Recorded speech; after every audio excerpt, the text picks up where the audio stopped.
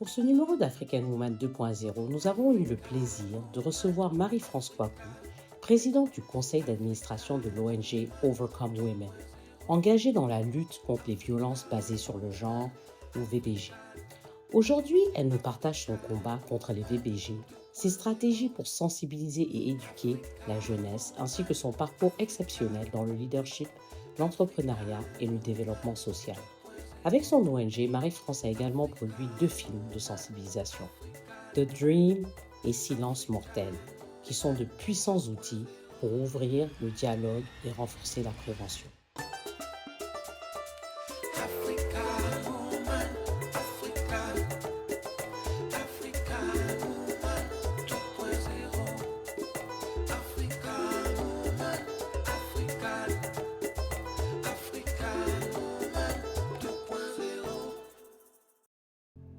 Marie-France Kwaku est une professionnelle ivoirienne reconnue pour son expertise en leadership féminin, en communication stratégique, en développement commercial et en mobilisation de ressources.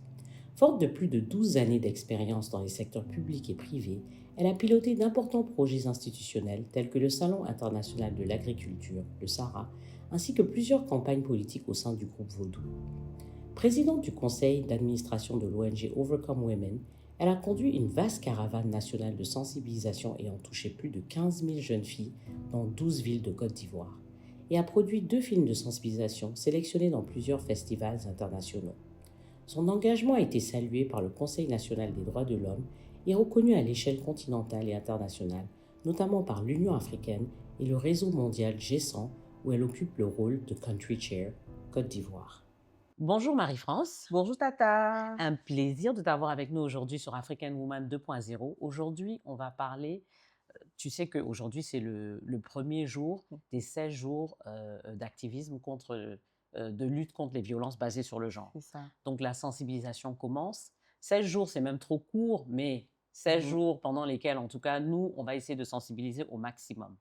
Donc, tu es présidente du conseil d'administration et fondatrice de l'ONG Overcome Women, qui est une ONG qui lutte contre les violences basées sur le genre, notamment, entre autres, parce que bien sûr, il y a d'autres choses. Parle-nous un peu de cette volonté de lutter contre les VBG. Pourquoi en fait tu es rentrée dans ce domaine? Parce que j'imagine que petite, tu ne rêvais pas de lutter contre les violences basées sur le genre. Oui, c'est vrai. Petite, je ne pensais pas lutter contre les violences basées sur le genre, mais j'étais passionnée par le droit. Donc, je voulais vraiment défendre la cause des personnes en difficulté, des personnes qui n'ont pas les moyens de pouvoir se prendre un avocat. Et tout a basculé quand j'ai assisté à des scènes de violence conjugale.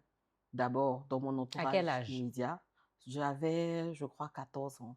14 ans, au niveau de mon entourage immédiat, notamment avec mes sœurs, et après, dans le quartier. Donc, je me suis demandé, est-ce que aimer une personne, c'est la battre? Est-ce que l'amour fait mal? Est-ce que l'amour détruit, en fait? Et ça m'a vraiment marquée. Et à chaque fois que je voyais des scènes de violence, je me disais, mais on ne peut pas continuer à frapper une femme et puis elle reste dans le même foyer. Elle ne parle pas, la famille qui demande la conciliation à chaque fois, c'est ton mari, ça peut arriver, il faut pardonner. Et je me suis dit, non, il faut qu'on trouve une solution à ce genre de violence. Il faut que les auteurs de ces violences-là soient interpellés, mais il faut que les femmes prennent conscience aussi que elles n'ont pas à accepter d'être battues ou d'être traitées comme des sous-personnes, en fait, qui doivent juste être là pour répondre aux attentes, en fait, de leur époux en griffe. Et donc, cela a commencé à nourrir en moi la volonté d'aller plus loin. Et il y a eu le cas d'une jeune fille de 14 ans qui a été victime de violences sexuelles et tailladée. Elle et son petit frère qui venait pour la soutenir, pour l'aider, a été tailladé aussi. Et ce jour-là, ça a créé une sorte de déclic, en fait. Je me suis dit, mais une petite de 14 ans qui assiste tranquillement à la maison, va se faire taillader, violer et taillader par un adulte. Et j'ai commencé à mener la sensibilisation. Je dis, ne les laissons pas mourir avant d'agir. agissons maintenant. Mhm. Donc, à partir de cette jeune fille, j'ai commencé l'ONG. Je me suis dit, ça commence par quelque chose. Depuis longtemps, j'y pense, mais je ne savais pas comment. Oui, bien sûr. Voilà. Et donc, du coup, j'ai commencé l'ONG. Et 7 ans après, nous y sommes. Ouais. Et tu ne regrettes pas, bien sûr. Tu Oui, ne regrettes pas. vraiment, non, pas du tout. Au D'accord. contraire, je suis encore plus investie Ouais. parce que je vois que les choses sont en train de changer. Mais en fait, donc tu lances l'ONG parce que tu as été sensibilisée, mais tu travaillais déjà. Bon, j'imagine que tu étais Oui, adulte, oui, c'était oui, il y a 7 oui, ans, donc il n'y a c'est pas si ça. longtemps que Oui, ça. je Donc, travaillais mais déjà. tu travailles dans quel domaine? Je travaillais d'abord en tant que commercial. Mhm. Et puis après, j'ai rejoint le cabinet de la ministre Efrazi, D'accord. où j'ai été assistante au ministère de la Femme. Mhm. Et là-bas, c'est un Ouais, intensifié. bien sûr. Le fait que je voulais vraiment changer les choses, parce qu'à chaque fois, on recevait des cas de viol d'enfants. Je me suis dit, mais nous sommes dans quel monde? Donc, du coup, ça m'avait un peu bouleversée parce qu'au départ, les VBG, il faut avoir vraiment beaucoup de force parce qu'en termes d'émotion, ça peut détruire. Ça peut nous rendre agressives, impulsives, parce qu'on se dit, mais pourquoi telle personne fait ci, fait ça? Et ça joue en fait sur le mental. Et donc, à la suite de cela, j'ai décidé d'intensifier la lutte. Et après ça, je suis allée travailler, après le ministère, je suis allée à la chaire UNESCO, aux femmes et pouvoirs de décision. J'étais chargée de communication. Et puis, à la suite de cela, j'ai rejoint le groupe Vodou Ouais. en tant que chef de projet. Mhm. Mais je continuais. Et je me Oui. rappelle quand j'étais à Vodou, on m'appelait la défenseuse des droits des femmes. Mais je me rappelle combien de fois tu ne m'as pas abordé d'ailleurs. Vraiment? Tata, je veux te parler d'un projet. Et à chaque fois, tu me disais, je veux te parler d'un projet, C'est mais tu disparaissais, on se voyait encore 1 an après. Tata, je veux te parler d'un projet. Jusqu'à ce que finalement, finalement. tu fasses ce fameux film C'est ça, qui s'appelle Silence mortel. mortel. Et tu m'as invité Oui, à la à la projection. projection. Et bon, ça a été le déclic. Hein. Après ça, on ne s'est plus lâché. C'est ça. Et dis-moi un peu de quoi parle justement ce film Silence mortel. Silence mortel, en fait, c'est un film qui met en avant 3 héroïnes. Mhm, Héroïnes parce qu'elles ont été victimes, une de mariage forcé, mhm, une autre d'harcèlement et de viol au milieu scolaire. mhm, Et la troisième, elle était victime de violences conjugales. mhm. Et donc, ces 3 tableaux qui décrivent en fait les 6 types de VBG que nous avons. Donc, on a déjà le mariage forcé. Et dans le film, vous allez voir que même on a les dénis de ressources et d'opportunités parce que celle qui est victime de violences conjugales aussi avait ses problèmes avec son époux. Donc, on montre 3 tableaux de violence. Mais la fin du film, c'est qu'à la fin de toutes ces difficultés qu'elles ont traversées, elles ont décidé de prendre leur vie en main et elles deviennent plus tard des femmes d'impact dans leurs différents secteurs d'activité. En fait, c'était de montrer aux femmes, d'abord, dans un premier temps, qu'elles ne sont pas obligées de rester là, où elles ne sont pas à l'aise. Il y a meilleur devant. Mais il faut juste prendre sur soi, décider de passer à l'action, accepter de souffrir un moment, parce que sortir d'une relation, c'est difficile. Difficile parce qu'on est attaché à la personne, on aime cette personne. Et surtout quand on a des enfants, ça devient encore plus difficile. Mais c'est de leur dire, plus vous perdez du temps, plus vous ralentissez votre capacité de devenir celle à ce que vous aspirez demain. Et donc, ce film, c'était vraiment pour une prise de conscience, mais aussi un plaidoyer. Un plaidoyer parce que pour ceux qui ont suivi le film, vous allez voir qu'il y a une brigade VBG qui est là spécialement pour arrêter les cas de VBG.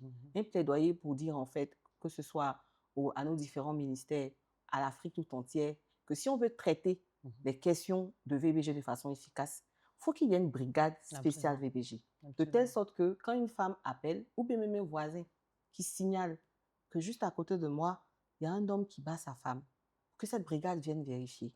En fait, si on arrive à mettre en place cette brigade, ça va nous permettre de pouvoir suivre. Donc, c'était vraiment un film à la fois prise de conscience individuelle, collective, pour dire que ce que vous venez de voir, ce n'est pas une fiction.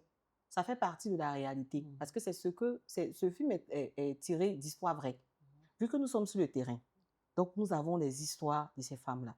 Et nous avons essayé de retranscrire ces histoires de façon même diluée. Parce qu'on n'a pas voulu rentrer dans les voilà, détails. rentrer dans les détails.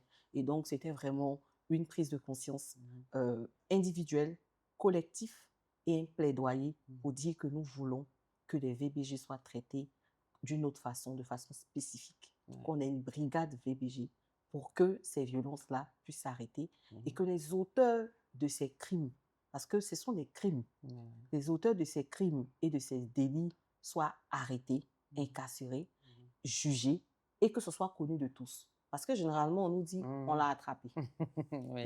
Et après, c'est ça, voilà. Oui, c'est ça. Alors que si on nous montre que ce monsieur qui a été attrapé, il a été jugé, il a eu tel type de peine, la famille est un peu soulagée, la victime est un peu soulagée. Donc vraiment, le film, c'était pour faire ressortir cela. On a eu même le cas d'une dame, son bourreau, elle a porté plainte. Elle était tellement crispée qu'elle avait peur, en fait. Si jamais il sortait de prison, qu'est-ce qu'elle allait devenir? Et quand elle a porté plainte, elle attendait le jugement. Elle avait tellement peur. Et lorsque le jugement est arrivé, on ne va pas dire malheureusement, il n'a pas eu beaucoup. Je peux dire malheureusement, il n'a pas eu une peine. Une longue peine. Voilà, une longue peine. Et elle nous a appelés. Elle a commencé à pleurer. Elle dit, j'ai peur. S'il sort dans 3 mois, qu'est-ce que je vais devenir? Qu'est-ce que je vais faire? J'ai dit, il n'aura rien. Donc, on s'est rapproché du juge d'administration juridique pour qu'il puisse nous donner un document de telle sorte que cette femme-là soit en sécurité. Voilà, donc s'il y a quelque chose qui lui arrive et tout. Donc, ça montre un peu que lorsque la femme est victime de violence, elle a envie de voir celui qui lui a affligé cette peine aussi mériter la sanction qu'il doit. Comme ça, elle est un peu tranquille. C'est vrai que ça ne va pas la soulager, mais voilà, ça va au moins l'aider à se dire que la justice a été rendue, il faut que je passe à autre chose. Voilà un peu. Parlons un peu des différents types de violences, parce que je pense qu'on ne le dit pas assez. Il y a différents types de violences, parce que les gens ont tendance à ne connaître que l'on voit en quelque sorte le viol, les violences physiques, les coups. Ça. Je vais parler aussi, bien sûr, de l'excision, qui est aussi une violence contre les femmes, effectivement. le mariage forcé, mais il y a les violences psychologiques aussi. Effectivement. Qu'on ne voit pas. Oui. Et que beaucoup de femmes même ne reconnaissent pas en tant que violence, ne savent même pas que c'est une violence. Elles ne savent même pas qu'elles sont en train de subir cette violence. Effectivement, les violences psychologiques sont des violences qui empêchent la femme d'exprimer son leadership. Parce que plus on lui dit qu'elle ne sert à rien, qu'elle est incapable, qu'elle n'est pas belle, qu'elle n'est pas intelligente, plus elle est renfermée. Les femmes ont souvent besoin, pourquoi on dit les femmes, on aime quand on les apprécie. Une femme va faire une semaine, elle va bien s'habiller. Et puis son mari ne va pas lui dire qu'elle est belle. C'est-à-dire, elle va aller se demander, est-ce que toutes les tenues que j'ai portées là, est-ce que le monsieur voit? Parce que ça fait partie en fait de la psychologie de la femme. Elle a besoin d'entendre de belles paroles. Donc, dès l'instant qu'on commence à la détruire avec des mauvaises paroles, mais bien évidemment, elle perd toute son énergie, son estime de soi. Et elle est fragile. Elle ne peut pas évoluer comme il se doit, même à l'école, au travail. Une femme qui est victime de violence, au travail, elle ne peut pas donner le meilleur d'elle. C'est impossible. Elle ne pourra pas. Vous allez voir, vous allez assister à des scènes où des femmes qui étaient très investies dans leur travail, brillantes, félicitées de tout, et à un moment, on a cette dame-là qui devient tout d'un coup éteinte. Quand elle arrive, elle est dans son coin et elle baisse son thème de rendement. On ne comprend pas. On va commencer à dire, mais qu'est-ce qu'elle a? Elle donne plus d'elle-même. Mais la femme est en train de peut-être subir des violences psychologiques même au sein de son travail. De son travail et au sein même de son foyer, de sa vie privée. Et donc, vraiment, les violences psychologiques détruisent. C'est pour ça que Overcome Women a décidé de s'attaquer à cela. Au départ, quand on a commencé, on traitait à la fois la prise en charge, on faisait la prise en charge physique, la prise en charge juridique et puis la prise en charge psychologique. Sauf que ces 3 prises en charge sont extrêmement chères. Donc, on s'est dit, on ne peut pas. Donc, nous, on a décidé de privilégier la prise en charge psychologique et de faire du référencement auprès de d'autres organisations qui, elles, font la prise en charge physique et la prise en charge juridique. Du coup, une fois que la survivante vient vers nous, on sait que tout ce qui est volet juridique a déjà été réglé, tout ce qui est volet physique a déjà été réglé. Elle vient en fait vers nous pour une assistance psychologique et puis pour une formation en développement personnel et dans le leadership. On va la transformer à partir de la rencontre qu'elle aura avec le psychologue et ensuite les formations en développement personnel. On va lui redonner confiance en elle afin qu'elle puisse en fait aller et démarrer une activité ou reprendre le travail. Et ce qu'on fait, on les accompagne. Quand on a des financements, on les accompagne. Et c'est pour ça, en fait, qu'on a fait le film. On s'est dit, c'est difficile de trouver des financements pour accompagner les femmes survivantes de violences dans des activités génératrices de revenus. C'est difficile. C'est difficile même de trouver des financements pour payer des honoraires d'avocat quand cette femme-là te dit, je veux divorcer et que je ne veux plus rester dans ce foyer, mais je n'ai pas les moyens. On s'est dit, mais si on fait un film, qu'on collecte des fonds, on n'est plus obligé de justifier auprès des bailleurs qu'on a utilisé cet argent pour payer un honoraire, des honoraires pour une femme victime de violence qui veut divorcer. Si on fait un film, qu'on collecte des ressources, on peut donner des moyens à ces femmes-là de pouvoir faire des activités génératrices de revenus. Et cet objectif-là, franchement, Tata, je suis tellement contente parce qu'on a pu vraiment atteindre ce résultat. Lorsqu'on a fait le film, tout ce qu'on a collecté, on a redonné ça à des femmes qui ont démarré des activités génératrices de revenus. On a accompagné certaines qui étaient au tribunal avec des honoraires pour les avocats. Et on s'est dit, si on arrive à continuer cela, on va réduire le nombre de femmes victimes de violences. Parce que beaucoup veulent sortir, mais elles n'ont pas les moyens. Donc, l'autonomisation économique de la femme, c'est ça. Donc, c'est pour ça, en fait, que nous, on privilégie la prévention. Donc, on sensibilise les femmes et les jeunes filles à partir du violentomètre. C'est un outil qui nous permet d'avoir des signes clignotants d'une personne qui peut être violente. Donc, ce qu'on leur dit, si vous avez une personne, vous êtes en relation avec un homme qui est extrêmement jaloux, qui veut vous contrôler à tout moment, faites attention. Et ce contrôle-là peut se présenter sous plusieurs formes. Vous sortez, vous lui dites, je sors avec des amis, je rentre à 18h. À 18h, 1 minute, il vous appelle au moins 10 fois. Il vous demande, tu es où, tu rentres à quelle heure? Ah, je suis encore avec mes amis. Ah bon, tu as dit que tu venais à 18h, mais pourquoi tu n'es pas là? Bon, je serai là dans 5 minutes. Dans 5 minutes, il vous rappelle au moins une 30aine de fois. Et après, ce sont des histoires. Faites attention. Ce sont des signes. Ce sont des signes. La jalousie extrême, le contrôle de tout ce que vous faites. Vous avez des personnes, on avait des cas où la dame, la jeune fille, quand elle nous expliquait, elle dit, mais mon propre téléphone, quand ça sonne, il décroche d'abord.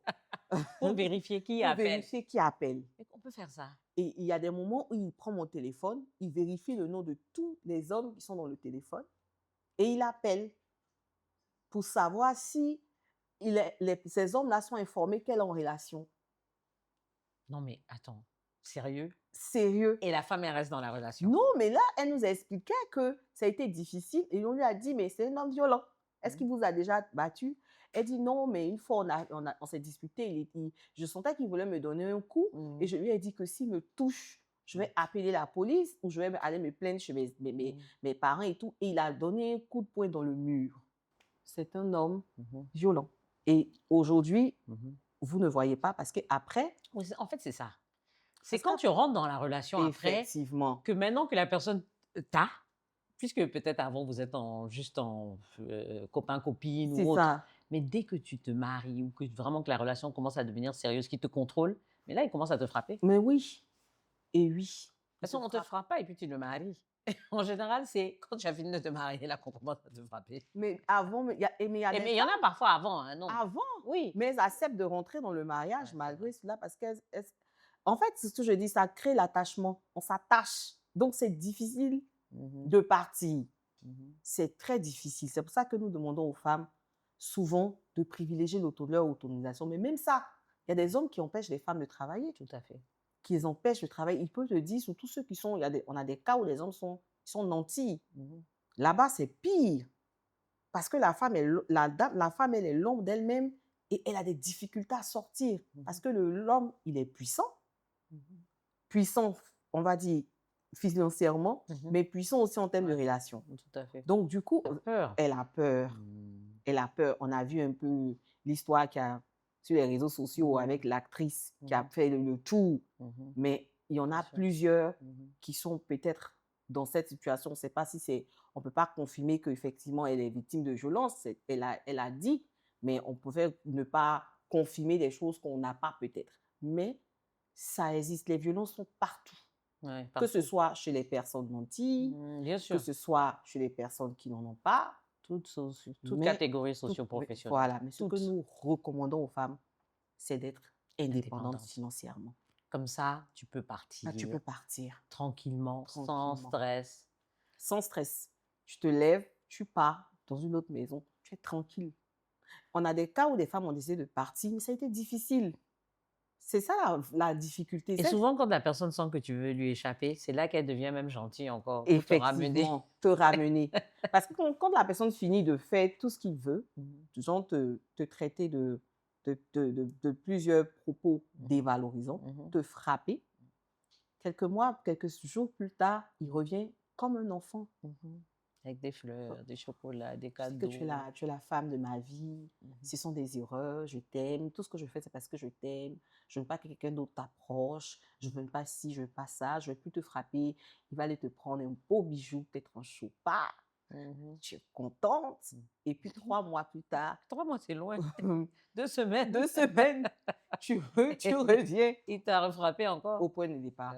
Et donc, c'est pour ça que c'est important, et là, comme on parlait des sièges ou d'activistes, la sensibilisation doit être continue, tout le temps. Mais un message aussi, je pense qu'il faut faire passer aussi, ce qui est important à dire, c'est que souvent, même quand la femme, et tu l'as dit déjà, mais c'est pour surtout les gens qui sont autour de la femme, quand elle veut partir, elle ne va pas partir la première fois. On ne se lève pas et puis on dit je pars et je pars. C'est très rare en général. Il y a plusieurs essais en fait, où elle part, elle revient, elle part, elle revient encore, jusqu'à ce qu'il y ait peut-être un déclic. Mais souvent, je pense que les gens qui sont autour sont parfois un peu découragés parce qu'ils se disent mais on lui a parlé, elle ne veut pas partir. Je pense qu'il faut continuer à apporter son soutien, son support, son soutien à cette personne. Il faut continuer. Parce que, bon, après, si tout le monde la lâche aussi, peut-être qu'elle est découragée, elle reste finalement. Alors que je pense que si on continue de la soutenir, même si elle ne va pas dans le sens qu'on veut immédiatement tout de suite, il faut savoir que c'est en la soutenant qu'elle va trouver le courage. Et c'est là que le déclic va venir. Ouais, nous, on a accompagné des femmes qui nous disent « Aujourd'hui, je pars. Je ne veux plus. » Ok. Vous êtes sûr que vous ne voulez plus? Non, je ne veux plus. Donc, elle va partir de la maison. Et après, quelques jours, moi, généralement, quand c'est comme ça, nous, on attend. Parce que l'effet sur le champ, lorsque tu es victime de violence, tu veux porter plainte, tu veux partir, mais 3-4 jours, une semaine après, tu as une femme qui change, qui te dit, en fait, j'ai réfléchi, je ne veux plus porter plainte. On a eu plusieurs cas comme ça. Parfois, c'est la famille aussi j'ai réfléchi, je ne veux plus porter plainte. Et puis, quelques mois, tu les vois tout beaux. Ils sont heureux. Et nous, on est juste là, on lui dit, tout compte fait, l'ONG Overcome est là pour vous. On est disposé à vous écouter. Si jamais il y a quelque chose, n'hésitez pas. Tata, des mois plus tard, elle revient. Elle revient. Il m'a encore frappée. C'est pour ça que nous, on a, à un moment donné, on s'est retiré de tout ce qui était accompagnement juridique. Parce que c'est épuisant. Souvent, tu vas porter plainte et la femme te dit, je ne veux plus. Alors que tu as dépensé. Ou quand elle arrive, aujourd'hui, on a des difficultés, c'est vrai, avec certains, on va dire certains commissariats ou à la police où les hommes ne veulent pas, les policiers, en fait, ne veulent pas. Mais en fait, moi, je dis, c'est parce que souvent, ils disent aux femmes, quand vous commencez et qu'on prend vos maris, qu'on les met en prison, quand on veut les mettre en prison, vous venez demander pardon. Donc, ils nous ont dit, mais madame, vous, la société civile, vous vous plaignez de nous.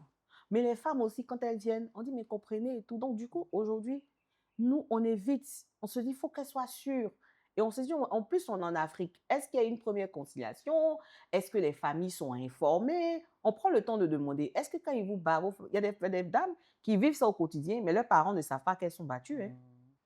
Donc, c'est le jour où elles décident de partir que la famille se dit, ah, Donc, il le faisait depuis combien de temps? Et tu n'as pas signalé. Et souvent aussi, en Afrique, quand tu veux porter plainte contre ton mari, mais toutes les familles t'accusent.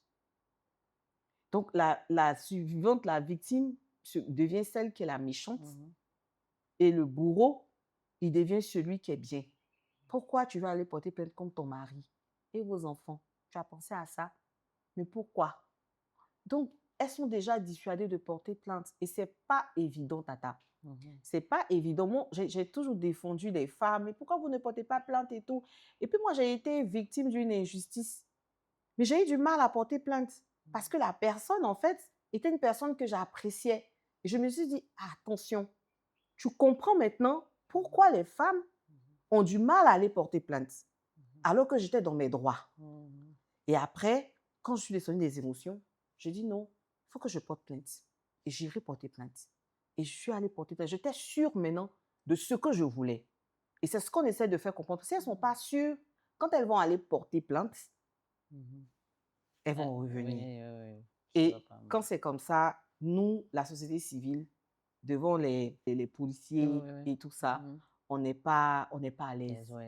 Mais ce n'est pas de leur faute. C'est ça, c'est pas de leur faute. C'est pas de leur faute. On ne leur en veut pas parce que souvent, elles sont victimes du syndrome de Stockholm. C'est-à-dire, le bourreau devient un peu comme... Elle se dit, c'est moi la faute. En fait, ce n'est pas lui. Peut-être que quand s'il me dit de rentrer à 17h, que je rentre à 16h50, il ne va pas me frapper. Tata. Bon, enfin, comme je ne comprends pas tout ça, mais non, je comprends en fait. Je comprends tout à fait. C'est pas facile et je pense qu'il faut que tout le monde soutienne en fait. Si vous avez quelqu'un autour de vous qui est victime de violence, je pense qu'il faut la soutenir. Effectivement. Quelle que soit sa décision, il faut continuer de la soutenir. Faut pas, parce qu'elle a changé d'avis à un moment, dire « Oh, bon, je ne lui parle plus, je ne veux plus entendre parler d'elle ».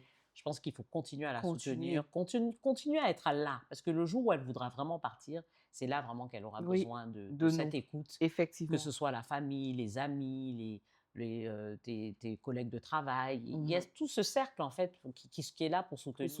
Et il faut la soutenir. Ouais. On a eu un cas d'une dame qui a échappé au féminicide. Parce que tout le temps, son mari la battait. Elle retournait, la battait.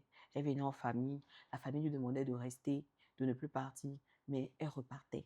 Jusqu'à un moment donné, la famille, comme tu viens de le dire, l'a un peu... En fait, on l'a laissé tomber. Ils se sont dit, bon, comme elle veut rester avec le monsieur, qu'elle parte. Et un matin, ce sont les voisins qui ont appelé. Parce qu'elle est sortie de la maison en tenue d'Adam. Le monsieur lui a dit, ils ont fait 2 jours enfermés dans la maison avec une corde. Il dit, je te tue et ensuite je me tue. Et pendant 2 jours, elle était dedans. Et qu'elle a eu un petit moment, elle s'est échappée. Elle s'est échappée. Et c'est là que la famille l'a récupérée. Il faut être à l'écoute. Le deuxième film que tu as produit, The Dream, que je connais aussi. je connais tout de toi. Non, je rigole. Non, donc The Dream, ça c'est... Bon, je te laisse en parler. The Dream, c'est mon premier court-métrage avant Silence mortel. Franchement, c'est un film, quand je parle, je souris. Parce que c'est un film pour lutter contre les grossesses en cours de scolarité et la mauvaise utilisation des réseaux sociaux par la jeunesse. Et donc, dans le film, en fait, tu as une jeune fille brillante qui tombe amoureuse d'un de ses amis de classe. Et puis, les deux commencent à vivre le big love jusqu'à ce qu'elle se rende compte qu'elle est enceinte. Enceinte, il ne reconnaît pas la grossesse. Et elle se rend compte des jours plus tard que le jeune homme, en fait, pendant qu'ils avaient leurs amourettes dans la chambre, a filmé. Et il a mis ça sur les réseaux sociaux. Et une fois qu'elle a... Pourtant, c'était la jeune fille à qui tout le monde voulait ressembler à l'école. Brillante, assidue, qui était tout le temps là pour aider ses amis. Et quand elle découvre que toute sa, on va dire, sa vie privée est dehors, elle s'évanouit. Mhm. Et quand elle s'évanouit, elle se rend compte que C'était c'est un rêve. The dream. The dream. Dieu merci que c'était un rêve d'ailleurs. Et Dieu merci que Mais, c'est un mais rêve. c'est un bon film pour sensibiliser en fait. Effectivement. Parce que quand on le présente dans les écoles, quand les enfants arrivent au niveau où elle a vu ses nudes dans l'école et puis tout le monde se partage et puis ils sont là, ils disent mais elle va faire comment? Elle va faire comment? Et puis un coup, elle se réveille. Mhm. Ah, Dieu merci, c'était un rêve. On dit, vous avez vu? Et si c'était pas un rêve? Et si c'était pas un rêve? Et c'est pas un rêve pour beaucoup de gens. Pour beaucoup de gens. Et donc, du coup, à la fin de ce film, tu vois une jeune fille qui se dit, mais si j'ai fait un rêve comme ça, je pense que je vais me concentrer sur mes études. Et elle continue, elle devient en fait la jeune fille leader à qui tout le monde veut ressembler. Et donc, c'est avec ce film-là qu'on a vraiment été connus de plusieurs organisations, de plusieurs institutions qui nous ont dit, ah, le film, il faut qu'il passe dans toutes les écoles, avec le ministère de l'Éducation nationale. Et on a sillonné plusieurs écoles, une vingtaine d'écoles dans plus de 12 villes. Et on a même eu le prix du Conseil national des droits de l'homme en tant que meilleur projet de lutte contre les grossesses en cours de scolarité. Et donc vraiment, c'est un film aujourd'hui avec lequel nous sensibilisons partout. Partout. Parce que ça aussi, c'est un autre fléau, hein, Oui. les grossesses en milieu scolaire. Et ça, je pense que, bon, de toute façon, c'est partout, hein, ça arrive partout. Il ne faut pas qu'on se dise que c'est en Afrique, non, en Europe, en Amérique, en Occident, les jeunes filles tombent enceintes, à l'école, ça arrive. Je pense que nous, le problème qu'on a chez nous, c'est qu'on n'en parle pas. C'est ça. Et je pense que la sensibilisation doit se faire. Et ça, c'est quelque chose que tu fais bien, puisque quand tu sensibilises avec les parents, avec les enseignants, le personnel sanitaire, voilà, exactement. Et puis les élèves. En fait, on fait une sensibilisation à 360. C'est-à-dire, on touche d'abord les parents. Ce sont les premiers qu'on touche. Quand on finit de parler aux parents, on parle aux enseignants et on parle au personnel sanitaire. Pourquoi? Parce que les parents, en fait, on les met face à la réalité de leurs enfants à l'école. Souvent, ils ne savent pas. Hein. Ils se disent que l'enfant est parti à l'école, ils ne savent pas ce qui se passe. Et on leur dit aussi que si vous ne parlez pas avec vos enfants, aujourd'hui, l'éducation se trouve sur Internet. Donc, si vous n'avez pas la possibilité d'échanger avec vos enfants, bon, Internet va les éduquer, les réseaux sociaux vont les éduquer. Donc, vous devez avoir des échanges. Mais mieux, vos jeunes filles, vos jeunes gens, vous devez leur apprendre qu'il faut se protéger. Et donc, nous, on leur fait comprendre que les méthodes contraceptives ne viennent pas, en fait, pour dépraver vos filles. Parce que la majorité, Tata, nous, on va à l'intérieur du pays, souvent, on tourne les mots pour pouvoir parler aux parents, pour qu'ils comprennent, en fait, qu'on ne vient pas donner, par exemple, des contraceptifs à leurs filles pour qu'elles deviennent, en fait, dévergondées. Et aujourd'hui, le message passe. Parce que partout où nous partons, ils nous disent, on est d'accord, on aura des échanges avec nos enfants. Nous-mêmes vous autorisons à leur donner des conseils et des contraceptifs pour qu'elles puissent se protéger. Parce que souvent, on veut donner, mais on ne peut pas. Parce que bon, la Côte d'Ivoire n'a pas de loi sur les SSR, mais aujourd'hui, avec les sensibilisations que nous faisons, le ministère de l'Éducation nationale a commencé à comprendre, et les partenaires aussi, qu'il faut pouvoir parler des méthodes contraceptives à l'école. Et c'est quelque chose qui se fait aujourd'hui. Mais on touche d'abord les enfants, les parents. Quand on finit, on touche les enseignants. Parce qu'ils sont les premiers que les élèves regardent. Pour qu'à partir de tous les conseils et les formations sur la santé sexuelle et reproductive, parce qu'on se fait accompagner par des experts dans le secteur qui viennent parler aux enseignants, qui eux aussi sont à l'écoute des élèves. Et ensuite, on parle au personnel sanitaire. Parce que ce sont eux, quand les jeunes filles arrivent pour dire je veux soit une pilule, on lui dit mais à ton âge, donc du coup elle n'a pas envie de partir. Comment recevoir la jeune fille ou le jeune garçon qui vient, qui lui dit je suis en âge, j'ai envie, je sais vrai, je suis jeune, mais moi j'ai envie d'avoir des rapports sexuels. On nous a dit à l'école qu'il faut se protéger. Et donc je suis venue pour que vous me donniez des méthodes pour que je puisse me protéger. Que ce personnel sanitaire ne dit pas, mais vous les enfants d'aujourd'hui là, on vous dit d'aller à l'école Vous voulez faire ce que les grandes personnes font. Mais ils font déjà. C'est ça. Bon, en fait, c'est ça. Et je pense que c'est là où il y a un peu ce débat. Parce qu'on veut leur dire abstinence d'abord, n'est-ce pas? Abstinence d'abord, concentrez-vous sur vos études, ce qui est tout à fait normal. Mais le problème, c'est que comme tu le dis si bien, malheureusement, il y en a qui le font déjà. Donc, pour ceux-là qui le font déjà, il faut leur donner des moyens de se protéger plutôt que de dire non, ne le fais pas, ils vont aller le faire, ils vont tomber enceinte, ils vont attraper le sida, ils vont ci, ils vont ça. Bon, mais je pense qu'il faut d'abord commencer par l'abstinence. Et c'est en fait... Dans le message. Et puis après, bon. L'abstinence. Quand on a démarré la caravane en 2021, Tata, on était bloqué sur l'abstinence ou rien. Quand on a commencé à faire les enquêtes d'évaluation, on s'est rendu compte que les enfants sont sexuellement actifs à partir de 11 ans. Oh non, pardon, ne me traumatise pas, s'il te plaît. Tata, 11 ans. Et on avait des grossesses de 12 ans, 13 ans. On s'est dit, bon, sortons de notre bulle. Et je me rappelle qu'il y a une de mes petites qui me disait, Tata, parler des contraceptifs. Je dis, non, toi aussi, qu'est-ce que tu racontes? Il faut qu'ils s'abstiennent. Elle dit, non, dans les écoles. Je dis, non, non, non. Nous, on met en avant l'abstinence. Mais je l'ai rejoint 2 ans plus tard. Parce que ça ne va pas, elles sont enceintes à 13 ans. Comment on fait? Donc mais est-ce qu'une fille de 11 ans doit prendre des contraceptifs? Je ne pense pas quand même. Oui, mais au moins, on peut l'éduquer pour lui dire que si jamais il y a quelqu'un qui vient te faire toucher, qu'il se protège. Parce que là, après, Tata, s'il ne se protège pas, parce qu'à 11 ans, le problème, c'est qu'à 11 ans, si tu as déjà tes menstrues à 11 ans, donc tu peux être enceinte. Oui, tu peux être enceinte. Oui, donc, celles qui sont précoces, parce qu'il y a des cas au primaire, Tata, au primaire. J'ai dit ne me traumatise pas, vraiment. Attends, laisse-moi rester dans ma bulle.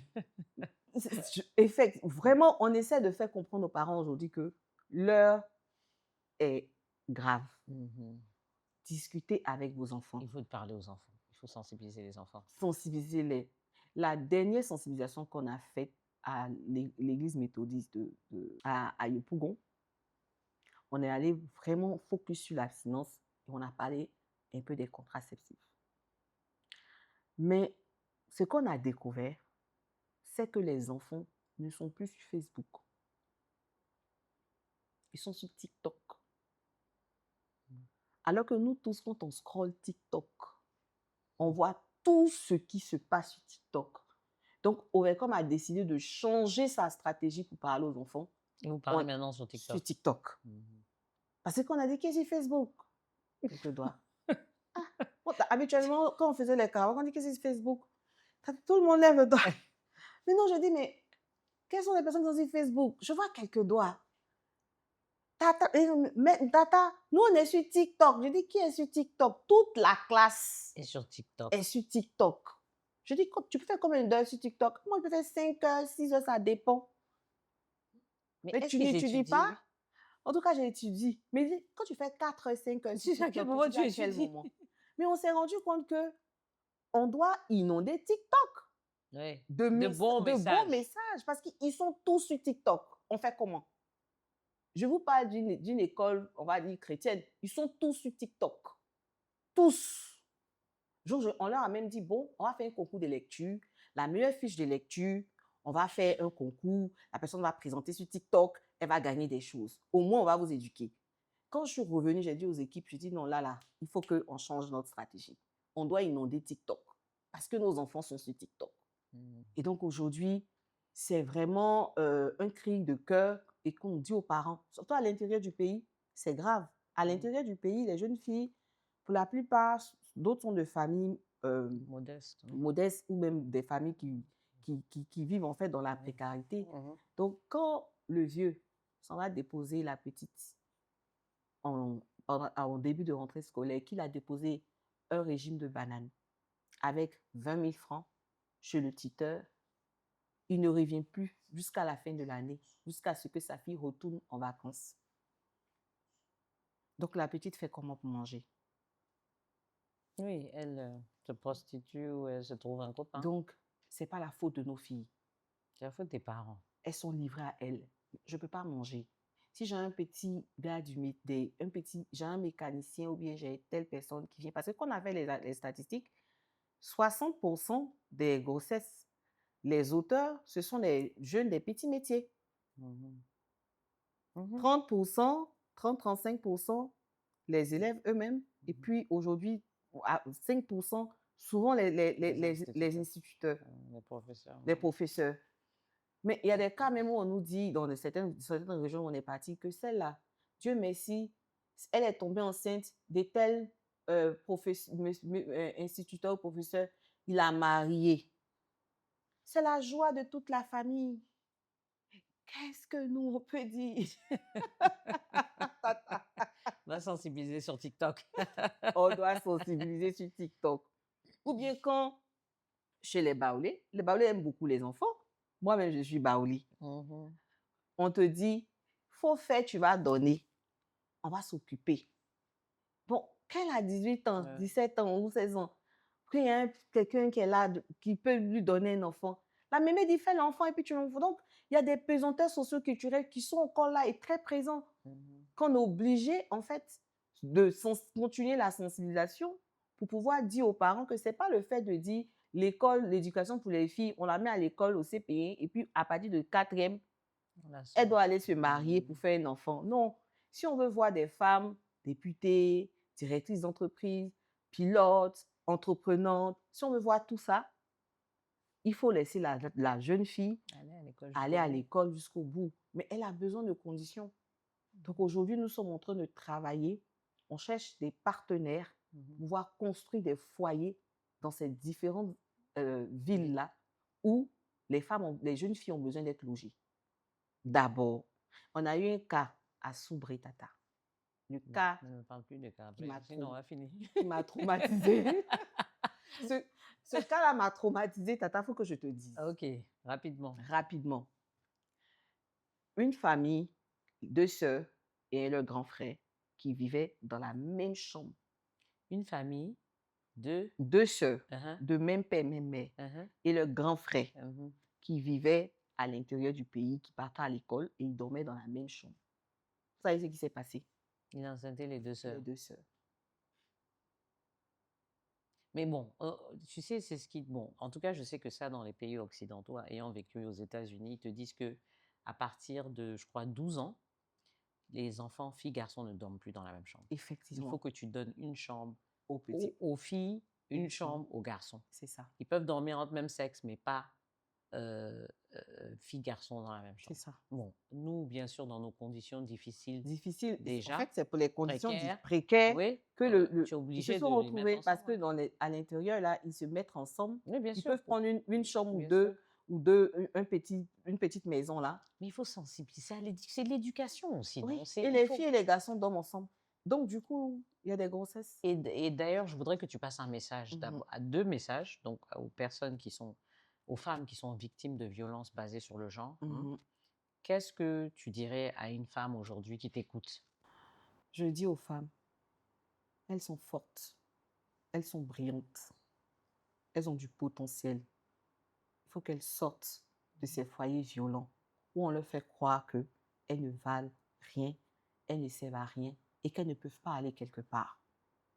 Qu'elles décident aujourd'hui de prendre leur destin en main. Ça ne sera pas facile. Je ne veux pas venir leur dire que c'est facile. Ça sera difficile, mais qu'elles regardent à l'objectif. À la fin de cette souffrance, il y aura un bonheur. Elles seront libres, épanouies, respectées et auront la vie qu'elles devraient avoir en tant que femmes. Donc, je leur demande aujourd'hui, dans cette campagne 16 jours d'activisme, pour celles encore qui sont dans des foyers violents, même si c'est difficile, lève-toi et pars. Ça ne sera pas facile, je peux te le confirmer, mais tu seras heureuse dans quelques années et tu te diras, j'ai choisi la meilleure décision. Je veux donner ce message à ces femmes victimes de violence, à ces jeunes filles qui ont été victimes de viol, qui sont renfermées aujourd'hui.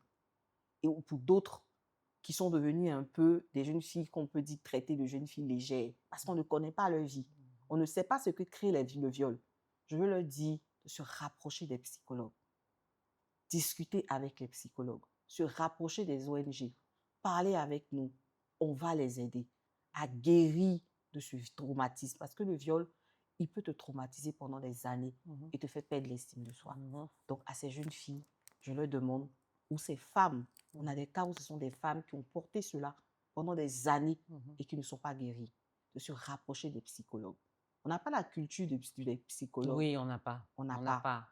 Mais c'est très On important. comprend pas. Oui, il faut travailler sur le Voilà. traumatisme, en fait, pour pouvoir le surmonter. Le surmonter. Et surtout se dire que je parle à une personne de confiance.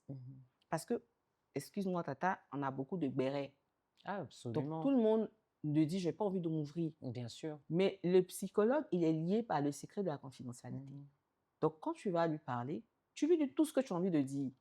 Et il te donne des conseils et il te donne des exercices pour améliorer, pour t'améliorer et pour guérir. Donc, il faut qu'elle se rapproche des psychologues. Et toutes celles qui ont été victimes, que ce soit de l'excision, qui ont été victimes d'une violence quelconque. Aujourd'hui, on parle de violence numérique. Celles qui sont assises derrière les écrans, violence en ligne, qui reçoivent des commentaires, qui souffrent à partir de ces commentaires. Bien sûr. Il faut qu'elles se disent qu'elles doivent parler à des psychologues. C'est pas qu'elles ne sont pas folles. Elles ont juste besoin d'être écoutées. Souvent, on n'a pas le temps de pouvoir écouter toutes ces femmes. Parce que les cas de violence, en fait, il faut que la réponse soit immédiate. Et dès l'instant que les femmes ne tombent pas, elles se disent, bon, l'ONG fait quoi? Donc, nous les recommandons auprès des psychologues. Voilà le message que je veux passer aux femmes, aux jeunes filles. Mais aussi, un autre message que je veux que tu passes, je viens d'y penser, hein, parce que, mais on parle souvent de violence sur les femmes, mais les hommes, les parents, est-ce que vous parlez à vos jeunes hommes? Est-ce que vous montrez l'exemple? Parce qu'en général, bon, des garçons, et c'est pour ça que c'est important pour une femme de partir. Parce que quand un garçon voit son père frapper sa femme toute sa vie, il se dit que c'est normal. Oui. Généralement. Bien sûr, il y a des exceptions où il se dit non, c'est pas normal, mais la plupart du temps, il se dit que c'est normal. Oui. Et après, il reproduit le comportement. Donc, je pense qu'il faut parler aussi aux femmes en termes de, si on vous bat, vos enfants, vous les mettez dans une situation où ils vont reproduire ce comportement, où vous aurez des enfants traumatisés. Donc, il y a ça. Et il y a aussi, je pense qu'il faut aussi qu'on parle à nos garçons. Aussi, oui, il faut parler à nos garçons. Il faut qu'on travaille ensemble. Oui. C'est un fléau qu'on va combattre ensemble. Pas juste entre femmes, mais avec les hommes. Avec les hommes. Et moi, au niveau d'Overcom, j'ai beaucoup d'hommes engagés. Et il est important que ces hommes-là, qui travaillent avec nous, puissent sensibiliser aussi les hommes. Nous, les femmes, généralement, l'homme, il se croit déjà supérieur. Il a sa casquette de chef. Donc, dès l'instant qu'il a l'impression, quand il reçoit des conseils d'une femme, c'est comme s'il est faible. En fait, il a l'impression qu'il est trop faible. Une femme, quand même. C'est pas elle qui va me dire. C'est pas elle qui va venir me dire ce que je dois faire. Mais alors qu'on sait très bien que quand ils ont besoin de conseils, même ceux qui ne battent pas leurs femmes. Même ceux qui ne battent pas leurs femmes, ils demandent des conseils. Donc, du coup, il faut qu'on parle aux hommes. C'est pour ça que nous, dans nos sensibilisations, on sensibilise à la fois les femmes et les hommes et nos enfants. Déjà, je donne toujours l'exemple de mon fils au karaté. Il devait faire une compétition avec une jeune fille, une amie du karaté. Et puis, il s'est laissé frapper 2 fois, 3 fois. Il ne veut même pas toucher. En fait, il veut pas. Donc, après, le coach me dit, mais tape, fais. Il dit non. Ma maman dit, on ne frappe pas les femmes. Et donc, quand j'arrive... Faut pas qu'il devienne un homme battu, ton fils. Parce qu'il y a des hommes battus aussi. Hein. Franchement, donc j'arrive, je dis, mais le coach me dit, madame, vraiment, je dis, mais pourquoi il n'arrive pas à se battre? Il dit, mais maman, tu dis, on tape pas une femme. Je dis, mais c'est un jeu. Là, vous êtes en train de... Il dit, mais tu as dit, on ne frappe pas une femme, qu'un homme ne doit pas frapper une femme. Mais quand je suis partie, j'étais quand même contente bien sûr. De savoir qu'il a compris. Mais il est tout petit. Il a compris déjà qu'on ne frappe pas une femme. C'est-à-dire, peu importe ce qui arrive, tu ne dois pas la frapper. Au moins, ça, il a compris. Donc, si nous tous, nous commençons à sensibiliser nos enfants, nos frères, nos époux, je pense que les choses vont s'arrêter. Parce qu'il y a des hommes qui ne supportent pas les hommes qui battent les femmes. Absolument. Ils te disent, mais si vous n'êtes plus tu n'es plus à l'aise dans la relation, tu pars. Pourquoi la frapper? Il y a des hommes qui ne supportent pas, qui trouvent même que ceux qui font ça, en fait, ils ne se mesurent pas à la personne qu'il doit se mesurer. Mais pourquoi tu n'as pas fait des histoires avec un autre homme pour voir si tu es trop fort et que tu viens faire des histoires avec la femme? C'est parce que, en fait, tu n'as pas compris que l'amour, ce n'est pas de la frapper. Donc, il y a des hommes qui nous soutiennent au quotidien. Ouais. Et vraiment, moi, je veux faire un petit coucou à ces hommes-là, des E4She, des défenseurs des droits des femmes, qui refusent qu'on frappe une femme, qui nous boostent. Et qu'il faut qu'ils parlent plus, d'ailleurs. Il faut qu'on ait plus d'hommes qui parlent aussi sur ce sujet. Les femmes, c'est bien, parce que de toute façon, nous, on en parle toujours, mais je crois qu'il faut qu'on ait beaucoup plus d'hommes qui s'expriment sur le sujet aussi et qui parlent aux autres hommes. C'est ça. Il faut qu'il y ait plus d'hommes. Moi, je dis toujours, on dit la femme a eu le droit de vote. Mais est-ce que ce sont les femmes qui ont voté? Non. Est-ce que ce sont les femmes seules qui ont voté? Non. Non. C'est ça. Parce que dans cette période, on avait combien de pourcentage de femmes qui pouvaient voter pour qu'on ait le droit de vote? Même s'il y a eu cette révolution qu'on dit elles ont marché, tout ça. Mais il y a eu des hommes. Bien sûr. Absolument. Donc, tous les combats ont été faits même dans la main, même quand on dit les droits des Noirs aux États-Unis, le Civil Rights Movement, ils l'ont fait avec il y avait des Blancs dans le mouvement. Il y avait des Blancs, il y avait des Noirs, il y avait...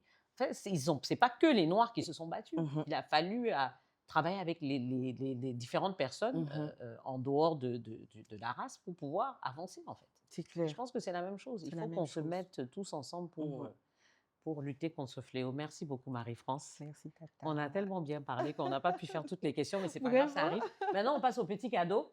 Tu as tellement parlé qu'il faut qu'on te félicite. C'est pour faire la promotion aussi de nos entrepreneurs africains. Ça, c'est Botanica Marrakech. C'est une jeune dame, Marie-Christiane Aoussou, qui fait ça. Donc, mais tu peux ouvrir si tu veux. D'accord, je regarde. Pour faire un peu sa promotion. Marrakech, bientôt, c'est la Cannes. Ah oui. Je te dis, hein. Et donc, ton autre cadeau, il y a 2 cadeaux, hein. On est gentils, hein. Je suis gâtée. C'est gâté, et puis dans des beaux paquets, tout ça. Magnifique. Les femmes entrepreneurs aujourd'hui, elles font beaucoup de bonnes choses. Beaucoup, beaucoup, Ah, beaucoup. c'est magnifique. Tu vois, c'est quoi une senteur? Oui, un parfum. Un parfum, une brume. Ah, c'est bien. Oui. En tout cas, merci, Tata. Et j'en ai un autre encore. Hein? J'en ai un autre parfum. Ah, il y en a 2? Oui, ah, très bien. Et moi, j'adore les parfums. Ah, ok. Donc, si tu vas à la Cannes, tu pourras mettre ça. Oui. Ah non, c'est un savon. C'est un savon. Pour les mains. Savon c'est liquide, ça? oui. Pour les mains. Merci, je peux sentir, Tata. parce que moi, j'en ai un aussi. Je veux sentir. Voilà. Et l'autre cadeau, c'est Héritage. C'est Carole qui fait des boissons, des liqueurs. Donc, les jours où je suis un peu déprimée, là. Après avoir trop eu de cas. Un peu de force, vraiment. Après avoir trop eu de cas, ça va me faire du bien. Ça va te faire du bien. Ça sent très bon, en plus. Oui. Donc, voilà. Ça, ce sont les liqueurs. Donc, je t'en prie. Merci à tous et à toutes. À très bientôt pour la prochaine émission d'African Woman 2.0. Et avant de nous quitter, n'oubliez pas de vous abonner à la chaîne YouTube de Afrique Femme. Merci et à très bientôt. Africa.